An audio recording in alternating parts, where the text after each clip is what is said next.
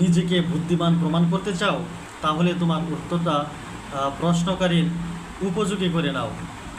যেমন একজন মহিলা বাচ্চা কোলে নিয়ে দাঁড়িয়ে আছে, তুমি এই প্রশ্নের উত্তরে বললে, আমি একজন সিভিল ইঞ্জিনিয়ার।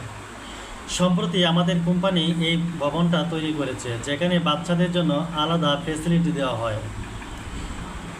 অন্য কথায় একজন ব্যবসায়ীর উত্তরে বললে, আমি একজন সিভিল ইঞ্জিনিয়ার। আমাদের কোম্পানি নতুন একটা প্রজেক্ট তৈরি করেছে, যেখানে আমি ফিল্ড ইনচার্জ হিসেবে কর্মরত আছি। তবে বিষয়টাতে যা বুঝলাম, সেখানে খরচটা একটু বেশিই হচ্ছে। অলরেডি 50 কোটি টাকার মতো শেষ হয়ে গেছে। নিজেকে পরিপূর্ণভাবে প্রকাশ করো। তুমি যার সাথে কথা বলছো সে যেন বুঝে এমনভাবে জবাব দাও। এক কথায় উত্তর দেওয়ার অভ্যাস থাকলে সেটা পরিহার করার চেষ্টা করো। সবসময় মনে রাখবে, মানুষ যে চেয়ে সে কথা বলবে না।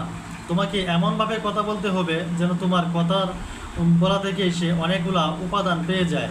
যেমন তুমি যদি বলো যে আমি মেডিকেল সায়েন্সে পড়ি বলে এমন বর্ণনা দিলে মানুষ ভাববে, বাবারে বাবা, কি সাবজেক্টে পড়ে উপরওয়ালাই ভালো জানে।